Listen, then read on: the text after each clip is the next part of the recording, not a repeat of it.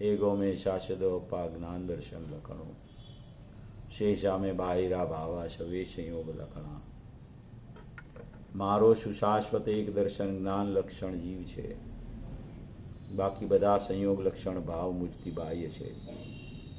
हूँ एक शुद्ध सदारूपी ज्ञान दर्शनमय करे, कई अन्य ते मारू जरी परमाणु मात्र नहीं हरे। जे जानतो अरहंत ने गुण द्रव्य ने पर्यायी पणे, ते जीव जाने आत्म ने तसु मोह पामे लय करे। નથી અપ્રમત કે પ્રમત નથી જે એક જ્ઞાયક ભાવ છે, એ રીત શુદ્ધ કથાય ને જે જ્ઞાત તે તો તે જ છે। જેમ નેત્ર તેમજ જ્ઞાન નથી કારક નથી વેદ કરે, જાણે જ કર્મોદય નિર્જરા બંધ તેમજ મોક્ષ ને।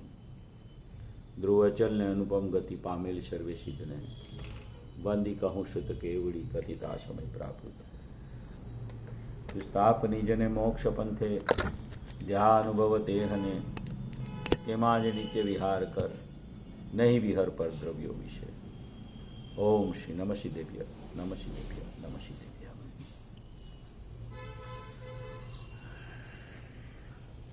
कुंदकुंद आचार्य देव द्वारा रचा हुआ ये समय सारजी परमागम शास्त्र है।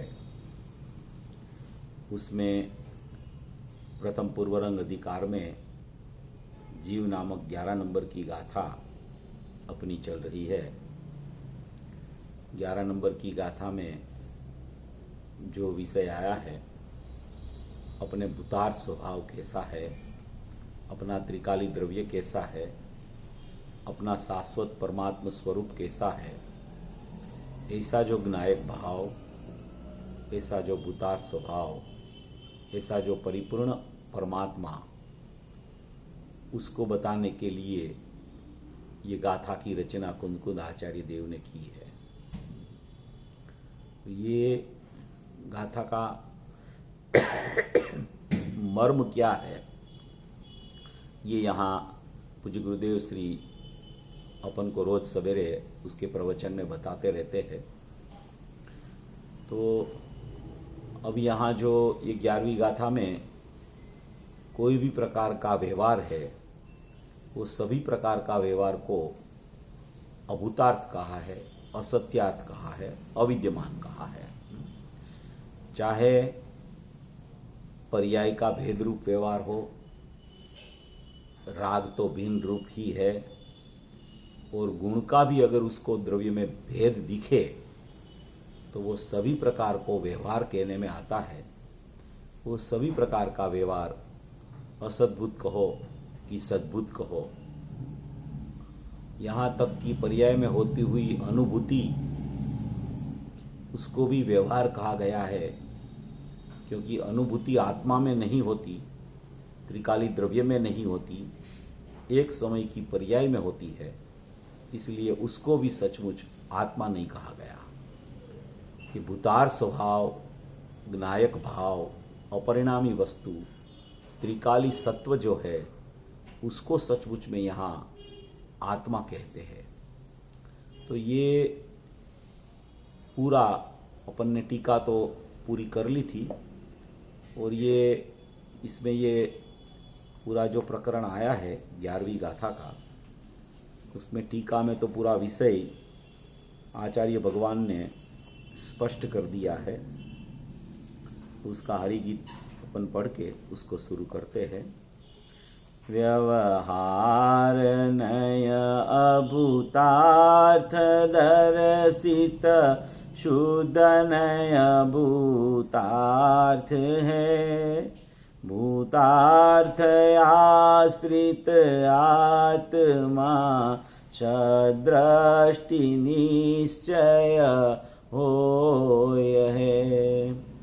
ये 11वीं गाथा में व्यवहार नहीं को अभूतार्थ दर्शाया, शुद्ध नहीं माने त्रिकाली द्रव्य को भूतार्थ दर्शाया, और वो त्रिकाली द्रव्य शुद्ध नहीं स्वरूप भगवान आत्मा है, उसका जो आश्रय लेता है वो सम्यक दृष्टि होता है, उसको निश्चय कहा जाता है।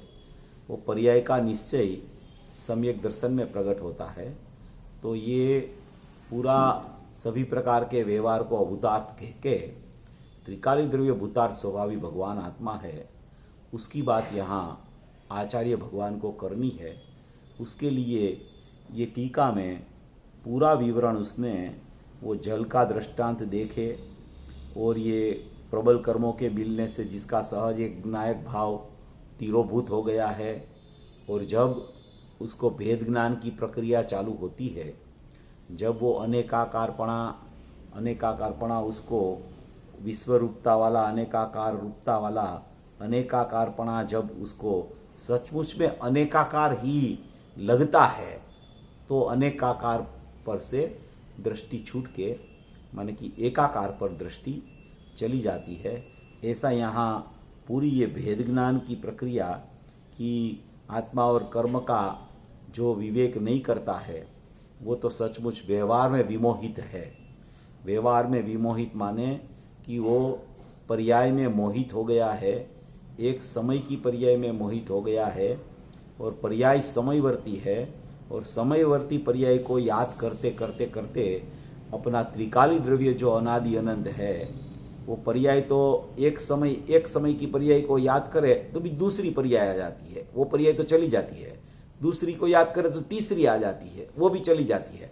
और ये त्रिकाल रहने वाला भगवान आत्मा, शुद्ध भगवान आत्मा, भूतार्थ स्वभावी भगवान आत्मा, विद्यमान जो वस्तु है उसको वो याद नहीं करता, या तो उसको वो याद नहीं रखता, या तो उस तरफ वो वलन नहीं करता।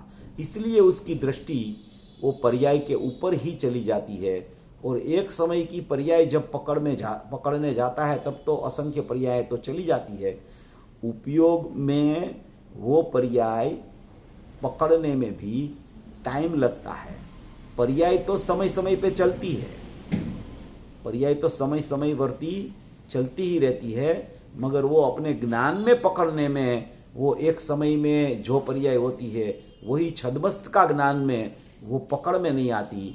तो उसका मतलब ये है कि उसको पकड़ में नहीं आती, इसका मतलब ये नहीं है कि उसको ख्याल में ही नहीं आता कि कैसी पर्याय हुई है, ऐसा नहीं होता उसका अर्थ। उसको ख्याल में जरूर आता है, भले पर्याय चली जाए बाद में ख्याल आवे, मगर उसको ख्याल में उपयोग में आता है कि ऐसी ऐसी ऐसी ऐसी ऐसी पर्याय चली गई। अगर उसको ख्याल में ही नहीं आता है ना, अगर ख्याल ही नहीं होता है तो उसको पर्याय दृष्टि भी नहीं बोला जाता है। इसलिए उसको ख्याल में जरूर आता है, मगर वो पर्याय पकड़ में नहीं आती। उसका अर्थ ये है कि वो उपयोग इतना स्थूल होता है छद्मस्त का, वो सूक्ष्मता वाला केवली जैसा उपयोग नहीं होता है। इसलिए छद्मस्त के ज्ञान में जिस समय पर्याय का परिणमन होवे उसी समय वो उपयोग में वो पर्याय पकड़ में नहीं आती। इसलिए ऐसा कहा जाता है कि भाई पर्याय एक समय में पकड़ में नहीं आती। तो ऐसी पर्याय समय समय समय समय समय समय पर चलती है, और वो जैसे ही एक समय की पर्याय, दूसरे समय की पर्याय, तीसरे समय की पर्याय, तब तक तो बहुत पर्याय चली गई होती है, मगर वो उसको उपयोग में ख्याल आता है कि मेरी पर्यायों में ऐसा परिणमन चल रहा है, ऐसा परिणमन चल रहा है, वो ख्याल आ रहा है, इसलिए तो वो पर्याय दृष्टि हो जाता है। ऐसा ही मेरी पर्याय पर लक्ष्य, पर्याय पर लक्ष्य, पर्याय पर लक्ष्य, इसलिए पर्याय दृष्टि बोला गया है उसको। और पर्याय दृष्टि छुड़ाने के लिए उसको द्रव्य दृष्टि कैसे होती है उसका यहां भान कराते हैं कि ये तू भेद ज्ञान की प्रक्रिया कर, विकल्पों से व्यावृत हो जा, व्यवहार में विमोहित न हो, एक समय की पर्याय का लक्ष्य न कर, ऐसा कह के उसको त्रिकाली भूतार्थ द्रव्य स्वभाव पर ले जाने।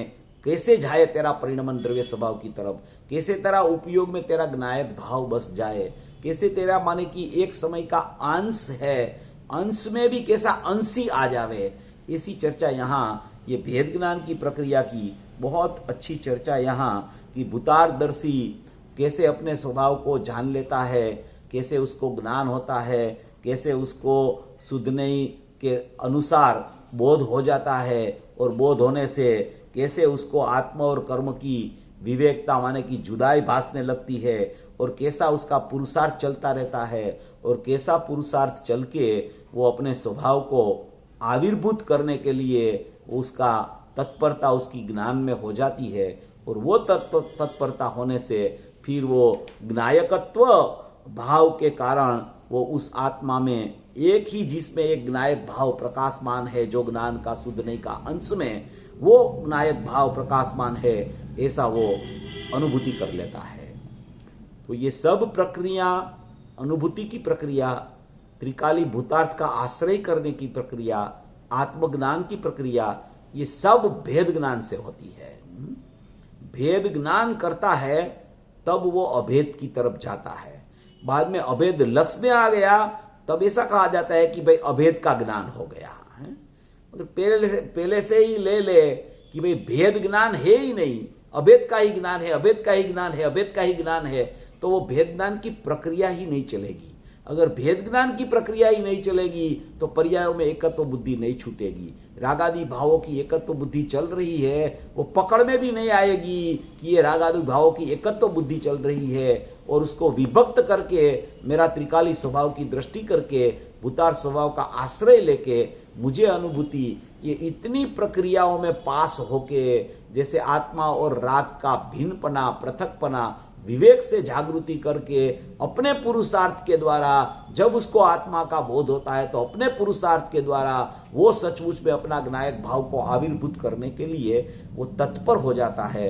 और जब वो तत्पर होता है तो ऐसा एक ज्ञान का अंश में वो एक धारा चलने लगती है कि वो धारा सिद्धि ज्ञायक की तरफ ही धारा वो चलती रहती है। वो ज्ञायक की तरफ जो चलती धारा है उसको यहाँ ज्ञायक भावत्व के कारण लिखा है। टीका में आया ना, कल रात को अपन ने पूरा किया था, वो धारा चलती है ना, धारा ज्ञान की एक धारा चलने लगती है विकल्पात्मक दशा में। वो ज्ञान की धारा है, वो ज्ञान के एक ज्ञान का पर्याय का अंश में दो विभाग तो अनुभव के काल में होते हैं, दो विभाग तो अनुभव के काल में होते हैं, मगर अनुभव के पहले भी जिसको अभी अनुभव होने वाला है, जिसको भेद ज्ञान हो गया है, जिसको पुरुषार्थ के द्वारा अपना ज्ञायक भाव आविर्भूत करने की तत्परता हो गई है, जिसको अपना ज्ञायक भाव सहज एक ज्ञायक भाव था वो तिरोभूत हो गया था, वो तिरोभूत हो गया था, और वो विवेक करके आत्मा और राग का भेद ज्ञान करके जब पुरुषार्थ करके वो सचमुच में उसको शुद्ध नहीं अनुसार वो ज्ञान जब हो जाता है, उसको बोध मात्र माने ज्ञान हो जाता है, तब वो उसका पुरुषार्थ उग्र हो जाता है। और वो उग्र पुरुषार्थ में वो ज्ञायक भाव की तरफ एक उसका ज्ञान का धसमसता प्रवाह चलने लगता है। वो जो प्रवाह चलने लगता है वो प्रवाह अभी रुकने वाला नहीं है। उस समय ज्ञान में मन का संग भी है, उस समय ज्ञान में विकल्पात्मक भूमिका भी है, वो होने पर भी वो कुछ उसको दिखता नहीं है, उसको अकेला एक ज्ञान का परिणमन में ज्ञायक दिखता है। ऐसा यहां लिखा है कि ज्ञायक भावत्व के कारण, ज्ञायक भावत्व के कारण, ज्ञायक पना के कारण, वो ज्ञान में ज्ञायक पना जैसे आ गया है कि ज्ञान ऐसा हो गया है कि उसमें ज्ञायक ही हूं, ऐसा ज्ञान उसमें हो गया है, उसको बोला जाता है ज्ञायक भावत्व के कारण। ज्ञायक भाव जो है त्रिकाली द्रव्य, उसका भावत्व माने कि उसका ही स्वभाव जैसे अपना ज्ञान का परिणमन में जैसे आ ही गया हो, ऐसा ज्ञायक भावत्व के कारण उसे, जिसमें एक ज्ञायक भाव प्रकाशमान है, ऐसा अनुभव करते हैं। एक ज्ञायक भाव प्रकाशमान है ऐसा अनुभव वो कर लेता है, उसको सचमुच में सम्यक दृष्टि बोला जाता है। यहां शुद्धनैक तक फल के स्थान पर है, इसलिए जो शुद्धनैक का आश्रय लेते हैं वे ही सम्यक अवलोकन करने से सम्यक दृष्टि है। दूसरे जो अशुद्ध नैक का सर्वथा आश्रय लेते हैं वे सम्यक दृष्टि नहीं है। अशुद्ध नैक का माने पर्याय का आश्रय लेते हैं, वो सचमुच में सम्यक दृष्टि नहीं है। इसलिए कर्मों से बिन आत्मा के देखने वालों को व्यवहार नहीं अनुसरण करने योग्य नहीं है। कर्म से भिन्न जो अपना आत्मा को देख लेता है उसको व्यवहार नहीं का अनुसरण कभी नहीं होता। व्यवहार नहीं होती है उसको, मगर व्यवहार नहीं का अनुसरण नहीं होता। व्यवहार नहीं चलती रहती है विकल्पात्मक दशा में, क्योंकि एक श्रुत ज्ञान भाव श्रुत ज्ञान प्रकट होता है तो भाव श्रुत ज्ञान के दो माने के श्रुत ज्ञान के दो भेद पड़ते हैं। एक माने कि भाव श्रुत ज्ञान वो निश्चय, और एक व्यवहार का अंश भी उसका प्रकट होता है। वो दो भाग निश्चय और व्यवहार के अनुभूति के बाद में वो भावश्रुत ज्ञान प्रकट होने के बाद में जो श्रुत ज्ञान प्रमाण था, वो प्रमाण का दो अवयव, एक निश्चय नहीं और एक व्यवहार नहीं, वो दोनों अवयव फिर काम करते हैं। और दोनों अवयव काम करते हैं, इसमें निश्चय नहीं का जो अवयव होता है वो भावश्रुत ज्ञान कहा गया। वो सदुपयोग रूप या तो आत्मा के साथ अभेद होके अनुभूति करता है सदुपयोग रूप, या तो सदुपयोग छूट जाए तो सदुपयोग छूटा तो अभी व्यवहार नहीं खड़ी हो गई, व्यवहार नहीं खड़ी हो गई तो भी उसका एक परिणति रूप अंश रहता है, उसको निश्चय कहा जाता है। ऐसे दो भाग ज्ञानी को भावश्रुत ज्ञान निर्विकल्प दशा में सम्यक दर्शन होने के बाद में ये दो भाग का प्रकरण फिर उसका चालू होता है। तो निश्चय नहीं भी है, व्यवहार नहीं भी है, व्यवहार नहीं को वो गौण करता जाता है और निश्चय नहीं को ऊर्ध्व करते करते करते करते उसकी गुणस्थान की परिपाटी क्रमे क्रमे क्रमे क्रमे सदुपयोग बार बार आता है तो उसमें गुणस्थान पलटता रहता है और आगे बढ़ के उसको मुनि दशा के श्रेणी आके केवल ज्ञान और सिद्ध दशा की प्राप्ति हो जाती है। ऐसा कोई ये विषय यहाँ बहुत मजबूताई से आचार्य भगवान ने रखा है कि जब तक तुझे व्यवहार नहीं तो अभूतार है ही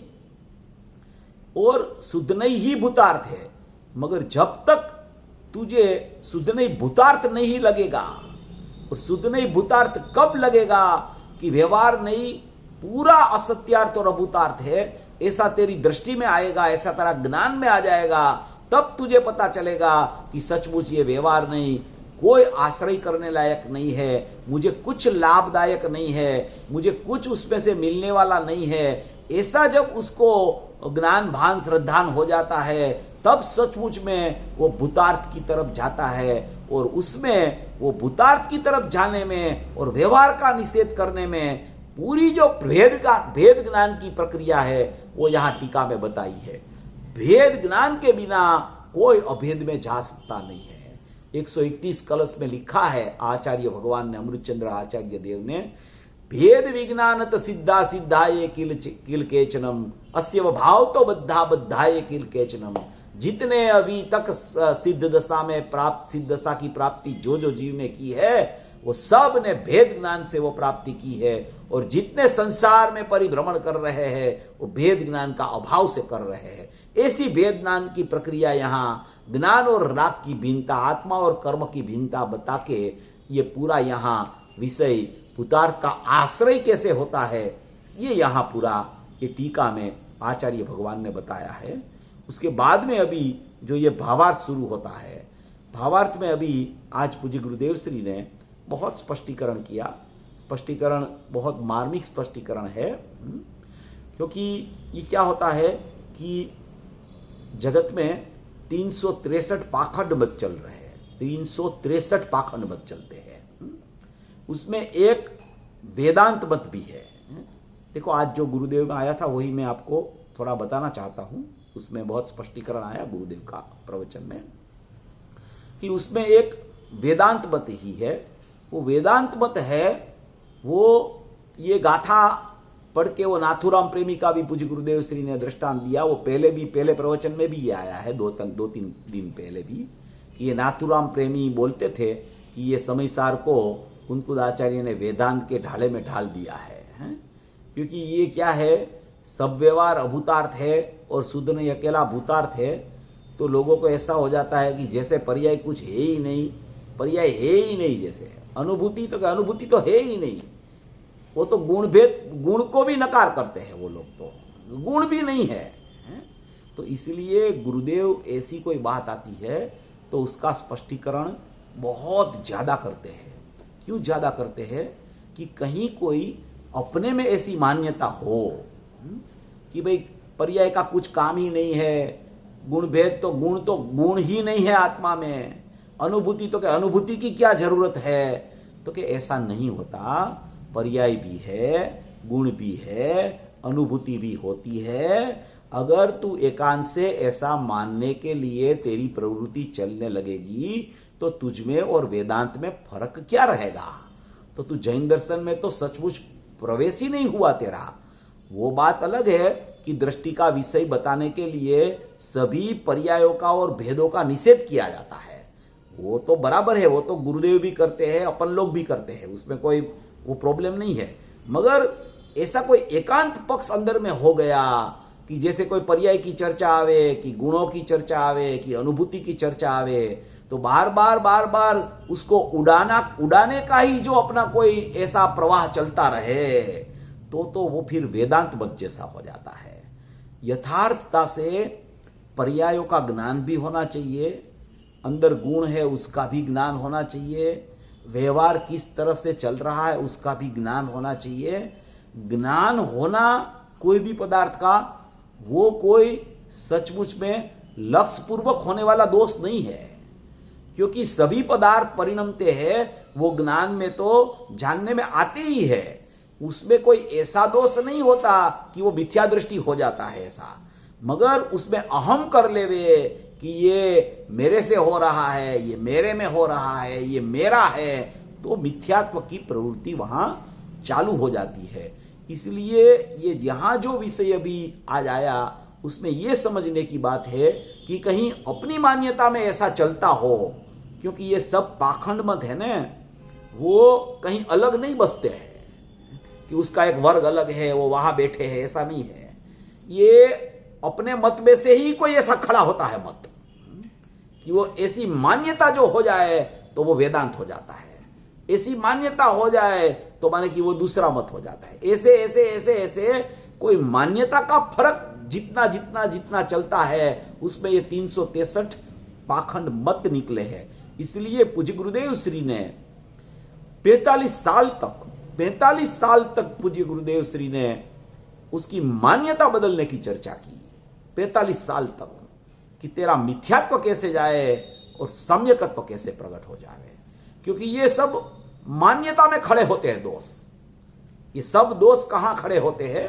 अपनी मान्यता में खड़े होते हैं कि कोई पर्याय की चर्चा आवे और द्रव्य की भी चर्चा आवे, द्रव्य पर्याय दोनों की चर्चा आवे, तो उसको जिसका पक्ष होता है ना उस तरफ उसकी दृष्टि चली जाती है। मध्यस्थता से दोनों को समझने का प्रयास जब जीव न करे और उसको जिसका पक्ष है उस तरफ ही वो चलने लगे, तो फिर उसको क्या है कि उसकी मान्यता में कहीं न कहीं खलेल है। तो आचार्य भगवान भी कहते हैं कि भाई सुधनई का पक्ष जीव को कभी आया नहीं, व्यवहार का पक्ष अनादि से चल रहा है, ये भी बात आएगी अभी। तो माने कि सब बात बराबर सुन के निर्णय की भूमिका होनी चाहिए, मध्यस्थता होनी चाहिए। मध्यस्थता पूर्वक अगर सुनने का पुरुषार्थ भी न करे और कोई एकांत में ही चला जाए, तो उसको दृष्टि का विषय कितना भी घूटे और पर्याय का कितना भी निषेध करे, मगर मध्यस्थता न हो, ज्ञान में बराबर विवेक न हो, तो उसको दृष्टि का विषय घुटने पर भी दृष्टि का विषय दृष्टि में नहीं आता और पर्याय दृष्टि नहीं छूटती। इसलिए यहां ये पूज्य गुरुदेव श्री जब ऐसी बात आती है तो उसको बहुत स्पष्ट करते हैं। देखो पूरा प्रवचन उसके लिए पूज्य गुरुदेव श्री ने आज कर दिया, पूरा प्रवचन, एक ने एक बात बार बार पूज्य गुरुदेव श्री दोहरा रहे थे। उसका अर्थ यह है कि ज्ञानी पुरुष कोई बात अपने को करे तो ज्ञानी पुरुष तो अपने सिर पे रहते हैं। जो पूज्य गुरुदेव श्री को अपने सिर पे रख के जो चलता है उसको कभी भ्रमणा नहीं होती, वो भ्रमणा निकलती है मगर भ्रमणा नहीं होती। इसलिए ये प्रकरण जो आया है वो महत्वपूर्ण प्रकरण था आज का। अभी अपन उसका भावार्थ शुरू करते हैं। भावार्थ में भी बहुत भावार्थ लंबा है और भावार्थ भी बहुत अच्छा है। कि अपन ने पहले चर्चा की थी, मैंने एक ग्रंथ भी बताया था आपको, वो समयसार वचनिका। वो समयसार वचनिका जो जयचंद जी पंडित जी ने लिखी है, वो समयसार का संस्कृत अनुवाद में से जो ढूंढारी अनुवाद किया था उसका वो जो ग्रंथ है एकदम बड़ा ग्रंथ था। वो जयचंद पंडित ने ये सब अनुवाद किया और उसका भावार्थ भी उसने लिखा है। तो पूज्य गुरुदेव श्री को कहीं कोई बार तो पूज्य गुरुदेव श्री को इतना वो भावार्थ उसका पसंद आता है कि बोलते हैं कि ये भावार्थकार ने भी गजब कर दिया है। और एक उसमें खासियत ये है ये भावार्थ में कि समझ लो कि आप ग्रंथ पढ़ रहे हो पूरा समयसार, कोई ने मूल ग्रंथ अभी समझ लो कि शुरू किया पढ़ने के लिए, अभी मूल ग्रंथ में गाथा का अर्थ पढ़ा, बाद में टीका भी पढ़ी, तो उसकी समझ में समझ लो कि थोड़ा कम आया, तो जब भावार्थ पढ़ता है न तो उसको ख्याल में आ जाता है कि सचमुच में आचार्य भगवान टीका में क्या कहना चाहते हैं।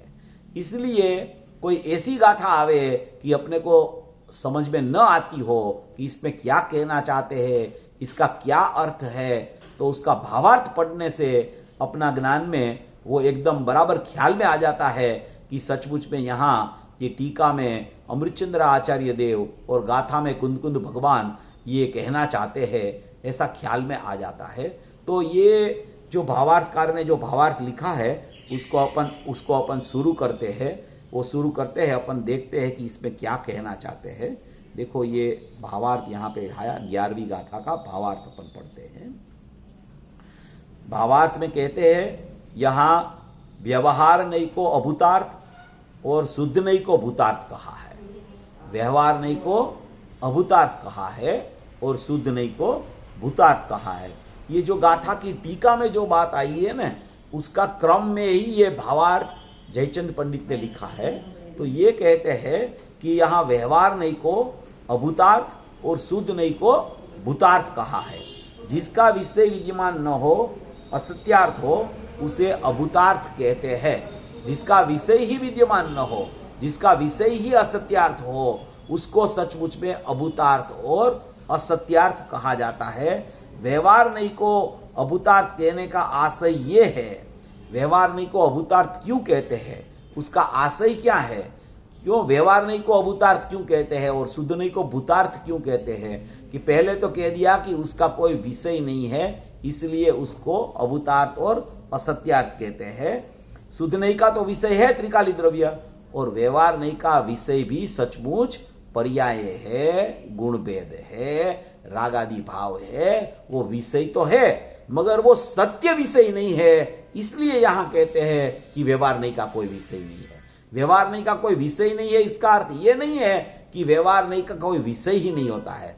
नहीं होती है, नहीं कोई भी नहीं, वो विषयी होती है। विषयी नई विषयी कही जाती है, और उसका विषय जो होता है वो माने कि पर्याय भी होवे और वो द्रव्य भी होवे। तो व्यवहार नई विषयी है, और उसका विषय क्या है, तो क्या उसका विषय पर्याय है, उसका विषय गुण भेद है, उसका विषय रागादि भाव है। उसको सचमुच में व्यवहार नहीं कही जाती है। मगर वो विषय सत्यार्थ न होने से, वो विषय भूतार्थ न होने से, उस पर दृष्टि करने से, सम्यक दर्शन की प्राप्ति न होने से, वो व्यवहार नहीं का विषय को व्यवहार नहीं का कोई विषय ही नहीं है, ऐसा यहां कहा गया है। और शुद्ध नहीं का विषय तो उपलब्ध है, विद्यमान है, सत्यार्थ है, भूतार्थ है, इसलिए उसकी दृष्टि करने वाले को वो विषय मिलता है। निश्चय नहीं, शुद्ध नहीं विषयी है, और उसका विषय जो है वो त्रिकाली द्रव्य है, इसलिए उसको शुद्ध नहीं में उसकी प्राप्ति हो जाती है, ऐसा यहां कहना चाहते हैं। तो ये इस तरीके से इसको व्यवहार नहीं को भी समझना चाहिए। तो ये क्या कहना चाहते हैं कि व्यवहार नहीं को अभूतार्थ और शुद्ध नहीं को भूतार्थ कहा है। तो व्यवहार नहीं को अभूतार्थ कहना और शुद्ध नहीं को भूतार्थ कहना, उसका अर्थ है कि जिसका विषय विद्यमान न हो, असत्यार्थ हो, उसे अभूतार्थ कहते हैं। व्यवहार नहीं को अभूतार्थ कहने का आशय यह है कि शुद्ध नहीं का विषय अभेद, एकाकार रूप नित्य द्रव्य है, उसकी दृष्टि में भेद दिखाई नहीं देता, इसलिए उसकी दृष्टि में भेद अविद्यमान असत्यार्थ ही कहना चाहिए। ऐसा न समझना चाहिए कि भेद रूप कोई वस्तु ही नहीं है। देखो ये प्रकरण यहां से शुरू हुआ पूज्य गुरुदेव श्री का आज। पहले तो वो गुण भेद का भी व्यवहार नहीं कह के निषेध, पर्याय भेद का भी व्यवहार नहीं कह के निषेध, रागादि भाव का भी व्यवहार नहीं कह के निषेध, क्योंकि यहाँ चारों प्रकार के व्यवहार का निषेध किया गया है। इसलिए वो चारों प्रकार के व्यवहार में वो असद्भुत व्यवहार रागादि का और सद्भुत व्यवहार वो ज्ञान का उपचार का, और ज्ञान आत्मा, ज्ञान वही आत्मा, ऐसा गुणभेद का भी व्यवहार सद्भुत अनुपचार, उसका निषेध करके जीव त्रिकाली द्रव्य में चला जाता है, और उसकी दृष्टि उसको होने से वो सचमुच में सम्यक दृष्टि होता है। इसके लिए यहाँ ये सब पर्यायों का और भेदों का और सद्भुत व्यवहार का भी निषेध करके अकेला त्रिकाली द्रव्य जब उसके ख्याल में आता है तब उसकी दृष्टि सम्यक हो जाती है। फिर इसमें ये एक बात बताई कि इसे शुद्ध नई का विषय अभेद एकाकार रूप नित्य द्रव्य है, उसकी दृष्टि में भेद दिखाई नहीं देता। शुद्ध नई का विषय तो अकेला त्रिकाली द्रव्य है, क्योंकि शुद्ध नई ही इसे कहते हैं कि जो त्रिकाली द्रव्य को विषय करे, उसके अलावा उसका नाम ही शुद्ध नई नहीं पड़ता। इसलिए अकेले दृष्टि को विषय को जो दृष्टि करके ज्ञान करे उसको ही शुद्ध नई कही जाती है। इसके लिए शुद्ध नई का विषय अभेद एकाकार रूप नित्य द्रव्य है, उसकी दृष्टि में कोई भेद दिखाई नहीं देता। वो जब दृष्टि वहां उसकी शुद्ध नई त्रिकाली द्रव्य पर पड़ती है, ज्ञान भी शुद्ध नई बन के मैं त्रिकाली द्रव्य हूं ऐसे परिणमता है, तब वहां कोई गुण का भेद दिखाई नहीं देता और पर्याय में ये अनुभव हो रहा है, ऐसी पर्याय भी दिखाई नहीं देती और रागादि भाव मेरे में नहीं है ऐसा विकल्प भी खड़ा नहीं होता। उसकी दृष्टि में अकेला विद्यमान नित्य एकाकार एक स्वरूप ही सचमुच में उसको दिखता है। एकाकार नित्य द्रव्य दिखता है। एकाकार माने ज्ञायकाकार, ज्ञायकाकार माने ज्ञानाकार, वो ही एकाकार रूप नित्य द्रव्य दिखता है और कुछ उसको दिखता नहीं। ना तो उसको अनुभूति की पर्याय दिखती है, ना तो उसको अंदर में गुण भेद दिखते हैं, ना तो उसको रागादि भाव का कोई अबुद्धिपूर्वक भी राग है, ऐसा भी विकल्प की ऐसा भी ज्ञान वहां सचमुच में वो नहीं करता।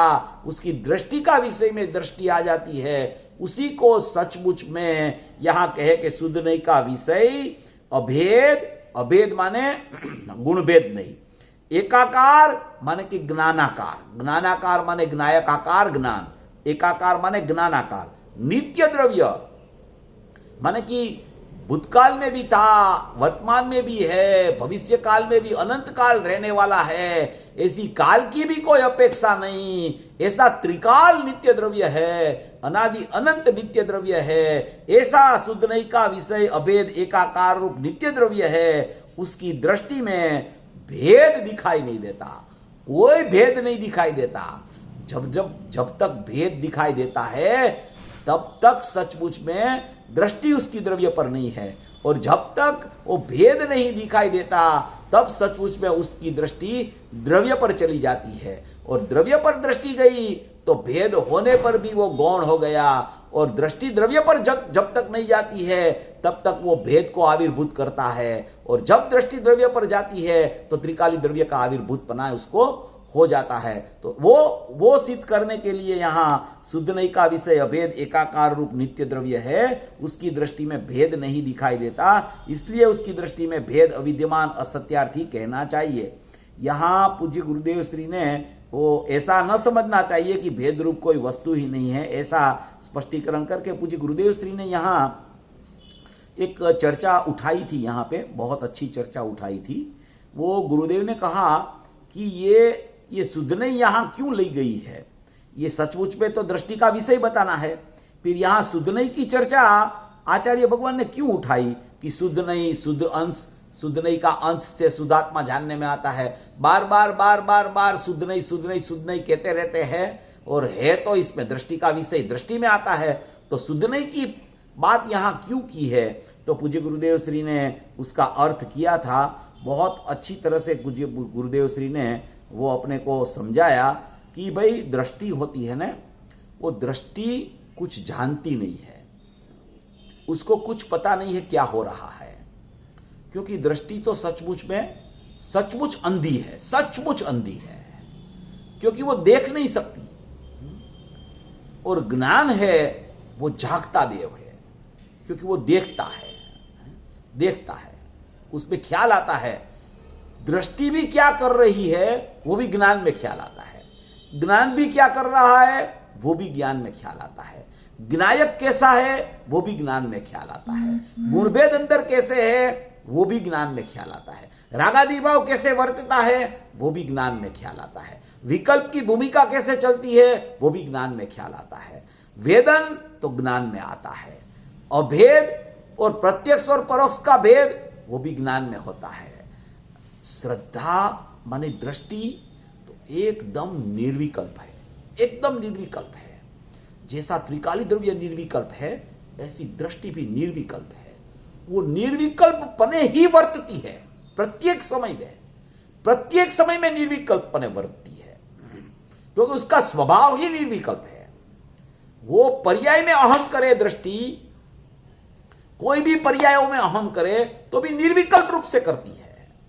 निर्विकल्प रूप से करती है माने कि उसको ऐसा वहां भेद ज्ञान नहीं चलता कि ये पर्याय का अहम हो गया, अभी मेरे को द्रव्य का अहम करना है, ऐसा कुछ पता नहीं उसको। दृष्टि को कुछ पता ही नहीं। श्रद्धा के पास कोई दृष्टि ही नहीं, श्रद्धा के पास कोई आंखें ही नहीं है। श्रद्धा अंधी होती है। इसलिए ज्ञान जैसा निर्णय करता है, ज्ञान में जैसा पता चलता है कि आत्मा कैसा, गुण भेद कैसा, पर्याय भेद कैसा, रागादि भाव कैसा, विकल्प कैसा, स्वद्रव्य परद्रव्य कैसा, आत्मा के गुणों की ज्ञान के अलावा अनंत गुण की अनंत पर्यायों का परिणमन कैसा, ये सब ज्ञान में पता चलता है। तो ज्ञान जब अपना रास्ता फिराता है, रास्ता फिरा देता है ज्ञान जब, कि ये पर्याय मेरा विषय नहीं है, ये जानना पर को मेरा विषय नहीं है, रागादि भाव को जानना मेरा विषय नहीं है, अनंत गुण की अनंत पर्यायों को जानना, एकांत जानना वो मेरा विषय नहीं है। वो जानने में आ जाए वो अलग बात है, मैं जानने उसको नहीं जाता हूं। ऐसा ज्ञान जब निर्णय करने के लिए आत्मा का शुद्ध त्रिकाली द्रव्य के अनुसार जब वर्तने लगता है ज्ञान, तो दृष्टि उसके साथ में, वो ज्ञान के साथ में ऐसे दृष्टि भी वहां चलती है। दृष्टि के बिना ज्ञान की सम्यकता भी नहीं होती, और ज्ञान के निर्णय के बिना दृष्टि सम्यक कभी नहीं होती। दोनों का ऐसे मैत्री चलती रहती है, ऐसी मैत्री चलती है कि एक दृष्टांत दिया था पूज्य गुरुदेव श्री ने भी, बहुत पुराने प्रवचनों में यह दृष्टांत दिया है, और आदरणीय लालचंद भाई तो बहुत बार वो दृष्टांत देते थे। वो दृष्टांत बहुत मार्मिक दिया था उसने। ऐसा दृष्टांत है कि अपने को ख्याल में आ जाए कि ये प्रक्रिया क्या चल रही है ज्ञान में और श्रद्धा में, ज्ञान में और दृष्टि में। ज्ञान जानता है और बाकी कोई गुण जानते नहीं, और प्रत्यक्ष परोक्ष का भेद भी ज्ञान में है, और कहीं पे प्रत्यक्ष परोक्ष का भेद भी नहीं है। सब गुण निर्विकल्प है, एक ज्ञान सविकल्प है। सविकल्प माने विकल्प नहीं, सविकल्प माने जानना उसका स्वभाव है, इसलिए उसको सविकल्प बोला जाता है। दृष्टि निर्विकल्प होती है, सब गुण निर्विकल्प है। निर्विकल्प क्यों है? क्योंकि उसमें चेतना नहीं है, वो कुछ जानते नहीं है, इसलिए वो निर्विकल्प है। वो जानने वाला है, वो सविकल्प है ज्ञान। वो सविकल्प होने से उसको द्रव्य कैसा, गुण कैसा, भेद कैसा, पर्याय कैसी, स्वद्रव्य कैसा, परद्रव्य कैसा, वो सब उसके ज्ञान में आ जाते हैं। तो वो दृष्टांत, एक बहुत बढ़िया दृष्टांत आता था, मैं आपको दे देता हूं। वो एक अंधा था और एक पैर बिना का, माने कि लूला बोलते हैं ना हिंदी में, क्या बोलते हैं, उसको पैर नहीं थे, इसलिए पंगु था। तो पंगु कोई एक जीव था, और दूसरा जीव था वो, उसको माने कि दृष्टि नहीं थी, वो जन्मांध था, तो उसको कुछ दिखता ही नहीं था। और जो पंगु था वो चल नहीं सकता था। अभी क्या हुआ कि दोनों का स्थान पहुंचने का तो एक ही है, दोनों को एक ही जगह पे जाना है, एक ही जगह पे दोनों को जाना है। तो उसने दोनों ने ऐसा निर्णय किया साथ में मिलके कि अपन दोनों मैत्री कर लेने, तो अपने को जहां पहुंचना है वहां एकदम आराम से पहुंच जाएंगे अपन। तो वो दोनों ने कर ली मैत्री। वो दोनों ने मैत्री क्या की कि वो अंधे को बोला, वो देखता था उसने, पंगु था उसने, कि तू मेरे कंधे पे बैठ जा। अंधे ने क्या बोला कि पंगु था, उसको अंधे ने बोला कि तू मेरे कंधे पे बैठ जा, क्योंकि अंधा था, उसको दिखता नहीं था, मगर पैर थे उसको। मगर जो पंगु था उसके पास पैर नहीं थे, मगर वो देखता था, तो उसको यहां कंधे पे बिठा दिया, तुम यहां बैठ जा, और तुम वहां बैठ के मुझे तो दिखता नहीं है, तुम रास्ता बताना मेरे को कि मेरे को कहां जाना है।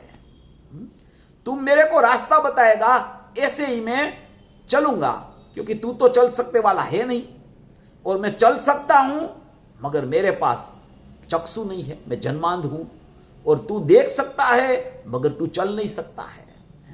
इसलिए उसको उसके कंधे पे बिठा दिया। कंधे पे बिठा के वो जैसे जैसे जैसे वो पंगु था कंधे पे बैठने वाला, वो उसको रास्ता दिखाने लगा कि इधर जा, दाहिने जा, बाएं जा, सीधा जा, ऐसा जा, ऐसा जा। वो क्या है कि ज्ञान और श्रद्धा मैत्री कर लेते हैं। ज्ञान और श्रद्धा क्या करते हैं? मैत्री कर लेते हैं। वो मैत्री करते करते करते करते करते वो दोनों आगे बढ़ते हैं, आगे बढ़ते हैं, आगे बढ़ते हैं। रास्ता बताने वाला ज्ञान है, चलने वाली श्रद्धा है। क्योंकि कहां चलना वो श्रद्धा को पता नहीं है। जितनी भी बात आती है, जितनी भी बात, द्रव्य की दृष्टि करो, द्रव्य में अहम करो, द्रव्य का विश्वास करो, वो सब सूर श्रद्धा का है। वो श्रद्धा को कहने में आता है सब, मगर श्रद्धा को तो पता ही नहीं क्या करना है। वो क्या करेगी? वो उसको मालूम ही नहीं कि क्या करना है। श्रद्धा को उसको पता ही नहीं, तो वो क्या करेगी? क्या वो श्रद्धा? फिर वो ज्ञान रास्ता बताता रहता है कि इधर चलो, इधर चलो, इधर चलो, इधर चलो, है कि यहां पर्याय है, वहां मत जाओ, यहां गुण भेद है, वहां मत रुको, द्रव्य की दृष्टि कर लो, मैं द्रव्य हूं। ज्ञान ऐसा कहता है मैं द्रव्य हूं, तो श्रद्धा भी बोलने लगती है मैं द्रव्य हूं, है? एक बात यह है कि ज्ञान के आधार से श्रद्धा नहीं चलती और श्रद्धा के आधार से ज्ञान भी नहीं रहता, मगर दोनों का सुमेल हो जाता है। श्रद्धा अपने से अहम करती है, ज्ञान अपने से जानता है। तो ऐसी मैत्री होती है उसकी शुरू शुरू में कि मैत्री में जितना भी भेद आता है, जितना भी माने कि खंड पड़ता है, वो सब का ज्ञान निषेध करता है। वो सब का ज्ञान निषेध करके जो ज्ञायक है वो ज्ञायक का अंश ज्ञान है। इसलिए वो अंश में भी, वो ज्ञायक का अंश होने से वो अंश में भी सचमुच में ज्ञायक है। तो वो अंश में ज्ञायक है, इसलिए उसका वलन उस तरफ ही चलता रहता है। तो वो जानता है सब कुछ, श्रद्धा कुछ जानती नहीं। इसलिए वो जैसे रास्ता बताते हैं वैसे श्रद्धा चलती है, और चलते चलते चलते चलते जब उसका गंतव्य स्थान आता है तब वो श्रद्धा और ज्ञान कहता है कि तू अभी, ये तेरा गंतव्य स्थान तक तो मैं तुझे लाया, मैं तुझे ज्ञायक तक लाया, मैं तुझे दरवाजे तक लाया, अभी तू जल्दी से ज्ञायक में अहम कर ले तो मेरा नाम तो सम्यक ज्ञान पड़ जाए। अभी तक तो मेरा नाम मिथ्या ज्ञान है। भले मैं ज्ञायक का अंश हूं, मगर मेरा मिथ्या ज्ञान, तेरी सम्यकता होगी तब मेरा ज्ञान सम्यक होगा। तब वो ज्ञान और श्रद्धा की ऐसी मैत्री चलती चलती चलती, ये विस्तार तो अनुभूति का बहुत लंबा है, अपन ने कल भी किया था, अभी भी कर सकते हैं, मगर वो प्रकरण तो आ गया है। ये अंधे और पंगु का दृष्टांत ऐसा है कि ये दृष्टांत से उसको मालूम पड़ता है कि सब ज्ञान में जानना होता है। पूज्य गुरुदेव श्री ने तो ऐसा कह दिया कि ज्ञान के सिवाय सब गुण अचेतन है। अचेतन कह दिए क्योंकि उसमें चेतना ही नहीं है, इसलिए वो अचेतन कह दिया उसको। तो वो ऐसा क्यों कहा होगा? क्योंकि जानना मात्र ज्ञान में होता है, और वो ज्ञान ज्ञायक का स्वभाव का अंश कहा जाता है। इसलिए यहां पूज्य गुरुदेव श्री ने बताया कि जो ज्ञान है वही सचमुच जानने वाला है, उसके अलावा कोई सचमुच में जानने वाला नहीं है। देखो यहां ये 521 पेज के ऊपर हिंदी में है, मैं थोड़ा पढ़ता हूं तो थोड़ा उसमें अपने को पता भी चलेगा ये गुरुदेव ने क्या कहा है। यहाँ पे बहुत सी मार्मिक बातें पूज्य गुरुदेव श्री के द्वारा अपने को सुनने को मिलती है। और ये पुरुष अगर नहीं मिले होते तो क्या होता, वो तो अपने को सोचने की बात है। और ये पुरुष मिल गए, बाद में अपन क्या कर रहे हैं वो भी अपने को सोचने की बात है। मिल गया उससे काम नहीं होने वाला, वो मिल गया उसका बराबर उपयोग में करेगा, उसकी बात का, उसका जो तत्व दिया है उसका, तब ही उसकी कार्य सिद्धि होगी, तब ही उसका उपकार है वो सच्चा होगा।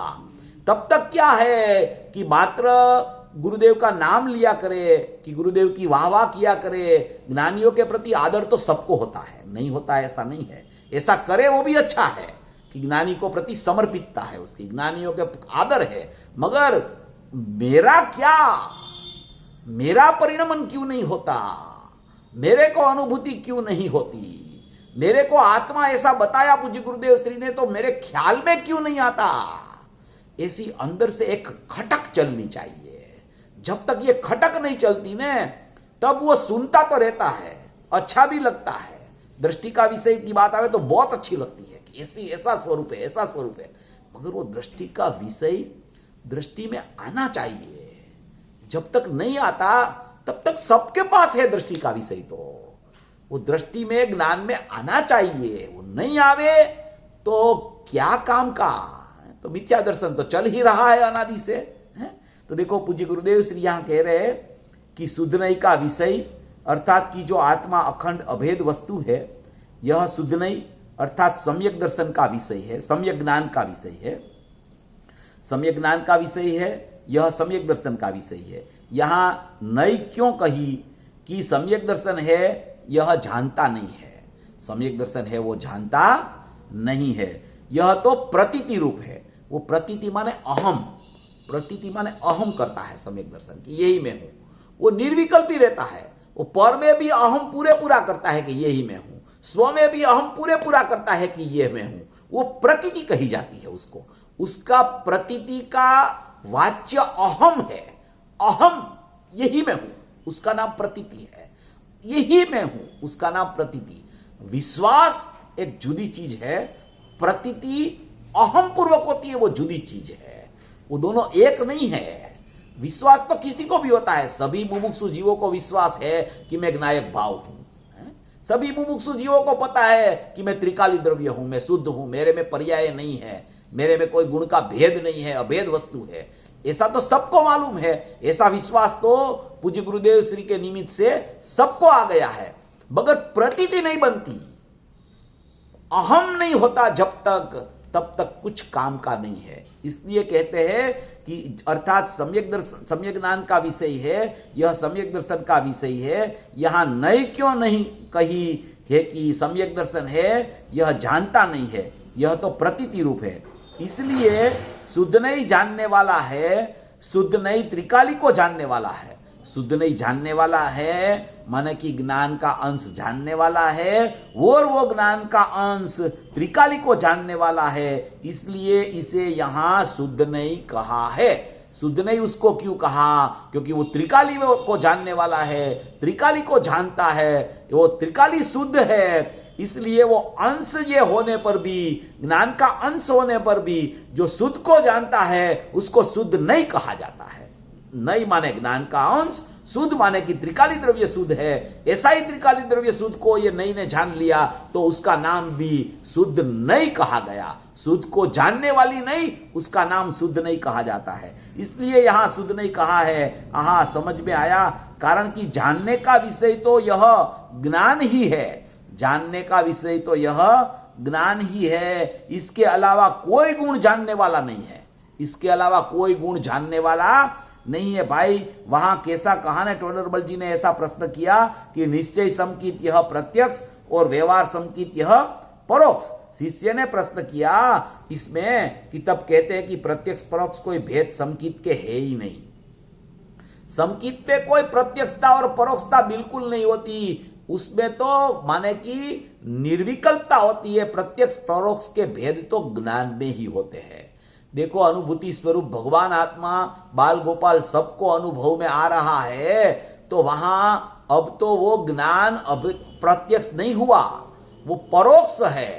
परोक्ष ज्ञान में जानने में आ रहा है कि अनुभूति स्वरूप भगवान आत्मा ऐसा ही है, वहां परोक्ष है। जब अनुभूति होती है, श्रद्धा जब प्रतीत में लेती है कि मैं ज्ञायक हूं, तब वहां ज्ञान में सम्यक ज्ञान प्रकट होता है, वो सम्यक ज्ञान में आत्मा प्रत्यक्ष होता है। तो परोक्ष और प्रत्यक्ष का भेद इस तरीके से ज्ञान में पड़ता है, श्रद्धा में कोई परोक्ष प्रत्यक्ष का भेद नहीं होता। श्रद्धा तो प्रतीति ये मैं हूं ये कर लेती है, तो वो तो अहम हो गया, तो वहां तो सिद्धि निर्विकल्पता आती है। ये पूरी गाथा श्रद्धा का विषय श्रद्धेय की है, इसलिए श्रद्धा की मुख्यता से ही बात आती है और उससे ही बात करनी चाहिए। मगर बीच बीच में ज्ञान खड़ा क्यों होता है कि कोई भी जगह आप श्रद्धा की बात करो न तो भी उसका कहने वाला तो ज्ञान ही होता है, इसलिए बीच बीच में ज्ञान आता है। इसलिए ऐसा नहीं कि भाई ज्ञान का कुछ काम ही नहीं है, सब श्रद्धा का ही काम है। सब काम ज्ञान का है, श्रद्धा मोरछाप मारती है।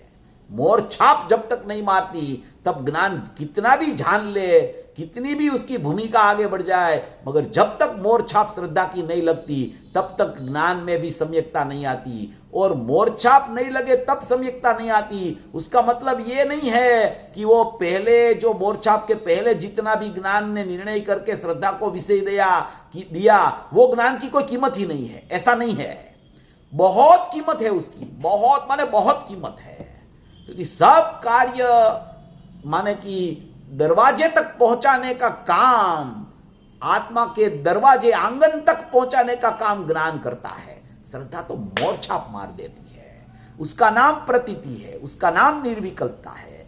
तो यहां कहते हैं कि कारण की जानने का विषय तो यह ज्ञान ही है, इसके अलावा कोई गुण जानने वाला नहीं। वहां ऐसा कहा है ना, टोडरमल जी ने ऐसा प्रश्न किया है कि निश्चय समकित यह प्रत्यक्ष और व्यवहार समकित यह परोक्ष। शिष्य ने प्रश्न किया है इसमें, तब कहते हैं कि प्रत्यक्ष परोक्ष कोई भेद समकित के है ही नहीं, यह सब ज्ञान के भेद है, प्रत्यक्ष और परोक्ष। दूसरे किसी गुण में भेद प्रत्यक्ष परोक्ष हो ही नहीं सकते, कोई गुण में प्रत्यक्ष परोक्ष नहीं है, सब गुण निर्विकल्प है, सब गुण निर्विकल्प होते हैं।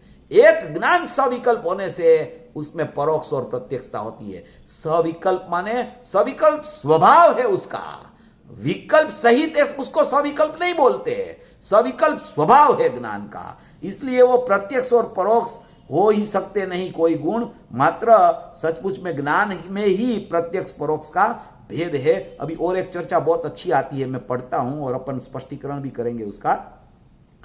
शिष्य ने, ये गुरुदेव का जो प्रवचन है ना, वो प्रवचन में जो आता है ना, उसका अगर अपन स्पष्टीकरण करें ना, अपनी जितनी समझ हुई है उसका स्पष्टीकरण करें, या तो गुरुदेव के प्रवचन से श्रोताओं को समझ में भी आ जावे स्पष्टीकरण, क्योंकि समझाने वाले तो सब गुरुदेव ही है।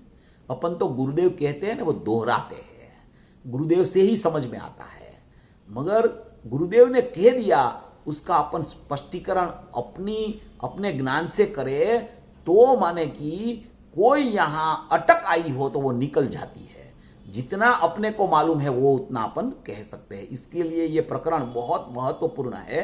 और एक गुरुदेव का जो प्रवचन है उसमें प्रवचन जरूर अक्षरश प्रवचन पढ़ने लायक है, मगर वो सब बातों का स्पष्टीकरण पूर्वक, एक एक बात का अपन स्पष्टीकरण गुरुदेव का प्रवचन का करे तो ख्याल में आता है श्रोता को कि ये यहां गुरुदेव ने ये बात कही, यहां गुरुदेव ने ये बात कही है। स्पष्टीकरण की बहुत जरूरत है। बहुत स्पष्टीकरण गुरुदेव तो कर गए, बहुत स्पष्टीकरण कर गए, इसलिए अपन खाली पढ़ ही लेवे उसको तो पता नहीं चलता है। स्पष्टीकरण चाहिए उसका कि ये ऐसा यूं, यहां ऐसा क्यों कहा, यहां ऐसा क्या कहना चाहते हैं, यहां क्या ये बात में मर्म है। ये सब अंदर से ऐसा उहापोह करते हैं ना ज्ञान में, तब वो ज्ञान वहां से निकल के अंदर चला जाता है। ऐसी बातें हैं ये सब। शिष्य ने ऐसा पूछा था, टोडरमल जी में है रहस्यपूर्ण चिट्ठी में, कि निश्चय जो समकित है वह प्रत्यक्ष त्रिकाली वस्तु को जो प्रतीति करे वह निश्चय प्रत्यक्ष, और व्यवहार भेद को जो विषय करे वह परोक्ष व्यवहार समकित। तुम कहते हो ऐसा है ही नहीं समकित के दो भेद। ऐसा कहा किसी ने कि भाई निश्चय समकित और व्यवहार समकित को भेद करके कहा। देखो ये जितने भेद करते हैं ना वो सब ज्ञान में हो चला जाता है। ज्ञान श्रद्धा की भाषा में बोलने लगता है और श्रद्धा ज्ञान रूप होके प्रतीति करती है। वो ऐसा कोई परिणमन चलता है अनुभूति के काल में, ज्ञान और श्रद्धा का कोई भेद नहीं रहता वहां। श्रद्धा की भाषा में ज्ञान बोलता है कि मैं ही ज्ञायक हूं, मैं ही शुद्ध हूं, मैं ही परिपूर्ण तत्व हूं। ये मेरा आत्मा है ऐसा नहीं बोलता ज्ञान, मैं ही आत्मा हूं ऐसा बोलता है। वो श्रद्धा का सूर हो गया उसका सूर भी श्रद्धा जैसा हो जाता है ज्ञान का, तब श्रद्धा की प्रतीति चालू होती है। तो ये नहीं है दो सम की। निश्चय प्रत्यक्ष और व्यवहार परोक्ष दो भेद आत्मा के ज्ञान के अलावा प्रत्यक्ष और परोक्ष ऐसे दो भेद दूसरे किसी गुण के हो ही नहीं सकते। समझ में आया? तो आनंद को देखो, यहां विषय आता है अपना, तो आनंद को प्रत्यक्ष कहा है ना वहां, अर्थात कि जिसे स्वयं वेदता है इस अपेक्षा से प्रत्यक्ष। यह वस्तु कहीं ज्ञान का विषय नहीं, यह वस्तु कहीं ज्ञान का विषय नहीं, ज्ञान है यह तो प्रत्यक्ष और परोक्ष है। अब इसके प्रकार सूक्ष्म बापा, बहुत अधिक भेद आनंद का वेदन है, यह स्वयं वेदता है। ज्ञान के तो बहुत अधिक भेद है, आनंद का वेदन है यह स्वयं वेदता है, यह कोई दूसरा वेदता है ऐसा नहीं है। आनंद का वेदन है वो आनंद गुण की पर्याय में आनंद का वेदन आता है, और उस समय अनुभूति में जब आनंद आता है तब कोई गुण की कोई पर्याय पृथक पृथक नहीं रहती है, सब एक साथ में वेदन होता है। ज्ञान का वेदन भी होता है, आनंद का वेदन भी होता है। वो ऐसा कहना चाहते हैं कि अविनाभाव रूप से सब गुणों की सभी पर्याय अनुभूति के काल में एक रूप होके परिणति बन के अहम करती है, उसका नाम आनंद आया वो भी आत्मा का है, श्रद्धा हुई वो भी आत्मा की है, ज्ञान हुआ वो भी आत्मा का है। मगर यहां जो विषय और अलग से बताना चाहते हैं, आनंद का वेदन है यह स्वयं वेदता है, यह कोई दूसरा वेदता है ऐसा नहीं, इसलिए प्रत्यक्ष कहा है। वह कोई दूसरा वेदता है ऐसा नहीं, इसलिए प्रत्यक्ष कहा है। आनंद का वेदन को प्रत्यक्ष क्यों कहा? क्योंकि वो कोई दूसरा नहीं वेदता है, आनंद ही आनंद को वेदता है। और ज्ञान में भी सचमुच में आनंद का वेदन है, इसलिए ज्ञान में अतीन्द्रिय ज्ञान का भी वेदन है, और आनंद में आनंद का वेदन है, उसका ज्ञान भी ज्ञान में वर्तता रहता है, इसलिए इसे प्रत्यक्ष कहा है। शेष जो कुछ प्रत्यक्ष ज्ञान का भाग है, देखो शेष माने कि उनके अलावा जो कुछ प्रत्यक्ष ज्ञान का भाग है यह आनंद का प्रत्यक्ष भाग नहीं, ज्ञान का जो भाग है वो आनंद का भाग नहीं है। समझ में आया? सूक्ष्म बात है। इससे भी आगे है, जिस श्रुत ज्ञान को प्रत्यक्ष कहा, इस श्रुत ज्ञान को भी ज्ञान का प्रत्यक्ष भेद कहा। यह भी पूरे आत्मा के पूरे असंख्य प्रदेश और आकार को कुछ ऐसे जानता नहीं। तो श्रोता कहते हैं कि अनुभव प्रत्यक्ष है, तो क्या अनुभव का अर्थ आनंद का वेदन प्रत्यक्ष है? देखो यहां क्या कहना चाहते हैं, देखो ज्ञान मति श्रुत आदि परोक्षम लिखा ना, तो श्रुत ज्ञान में अनुभूति हुई, तो श्रुत ज्ञान भी वेदन प्रत्यक्ष होने पर भी प्रदेश प्रत्यक्ष कभी नहीं हो सकता।